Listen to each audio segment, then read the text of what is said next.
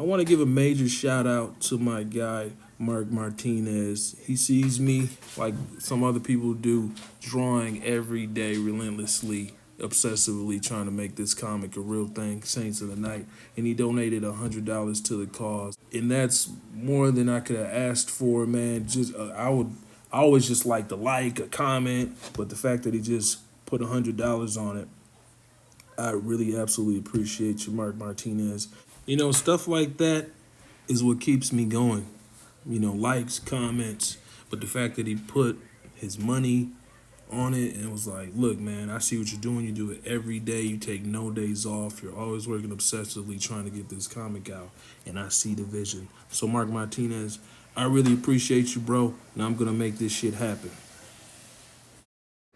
Hey, you guys, this is another episode of Art and R Entertainment. And I want to tell you about this comic I was reading that was not a part of the comics that I was showing you guys in the video prior. I've seen a couple people looked at that. Appreciate that. But this comic that I just read, it's actually it's the trade paperback. Excuse me, it's the trade paperback version of this comic book, and it's not like any of the comic books I was showing you guys in the video. It's called Patra, Patra.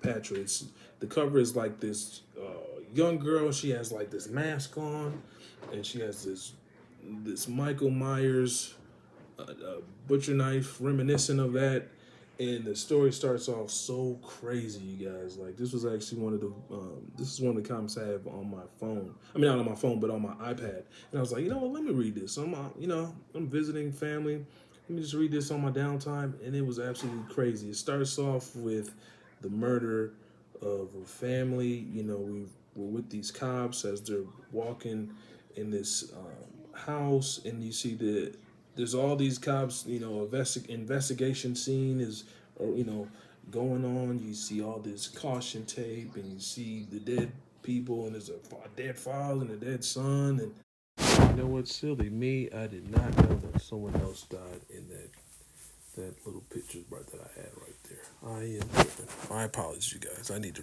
really make sure I look at this comic thoroughly. Damn.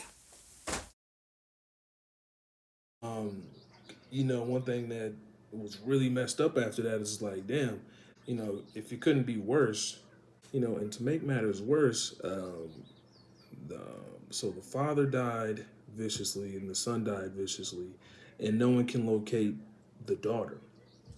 And the reason why we know this is because there's a picture. Obviously there's family pictures in this house where this crazy, these crazy murders took place. And so there's a murderer on the loose, and the daughter is still, missing. And so we find her eventually, and she's in the woods. She's in the woods running, and she doesn't know what to do. But we see her with this mask, and she's looking at it. She's having flashbacks of this mask on her face, and we don't know what's going on. Does this mask give her powers? All we know is that there's a serial killer looking for her, and she has this mask.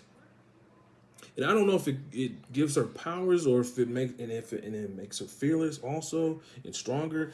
But that's the impression I'm getting. But Patra is really good though, you guys. I think you guys should check that out if you like horror. I just finished issue 1 last night, and she got caught. She got caught by the serial killer, and so I don't know what's gonna happen the next issue. I really like the coloring of this. It's different than any other comic book I've seen that I've read. You know what I mean? I really like the colors. I really like the colors. I'm really used to now that I've been reading manga, I'm really used to the black and white. But this Patra, this is something I wanted to read for a long time. I just didn't give myself the time to read it. Honestly, no excuses, but it's really good. I like that she's running away from this killer, and I like that when this killer is on the loose and the sheriff is he's deploying all of his forces to try to solve this murder in this town. I like that he meets this guy who's like a doctor. It's reminiscent of. It's funny because there's a big chunk of this first issue that's reminiscent of Halloween to me, where there's a doctor that Dr. Loomis. What's up, son? There's like a Dr. Loomis type character, and then he's talking to the sheriff because he's trying to figure out how to solve these murders. And or he's trying to give the sheriff more information so he understands what type of person he's dealing with that could do such heinous shit. And so, he has this big exposition about, talking about, yeah, I'm a doctor and I make sure that I'm making sure all these people in this mental institution are okay. And the sheriff is like, okay, so one of the people that you were taking care of escaped.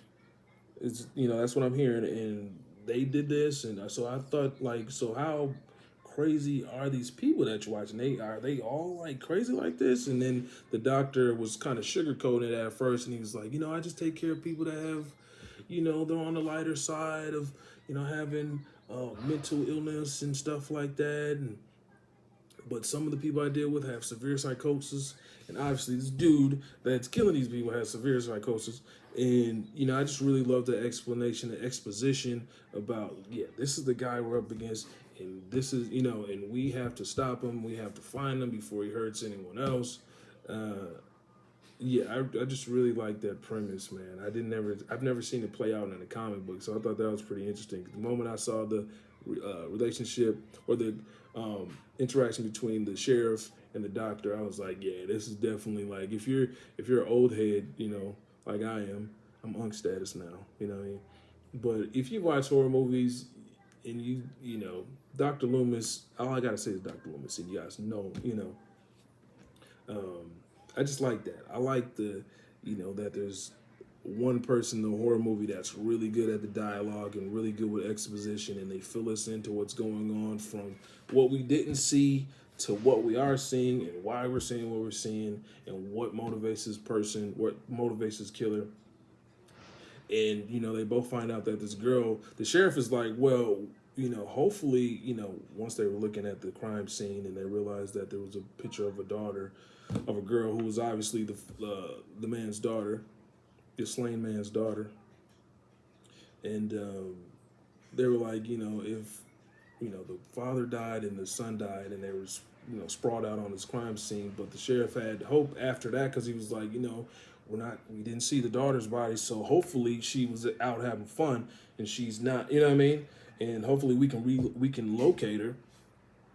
And if she is on the run, hopefully she's gotten far, far away because she's gonna need every bit of strength and courage and wit and cunning that she has in order to escape this murderer. So Patra is really good, man. You guys should check it out.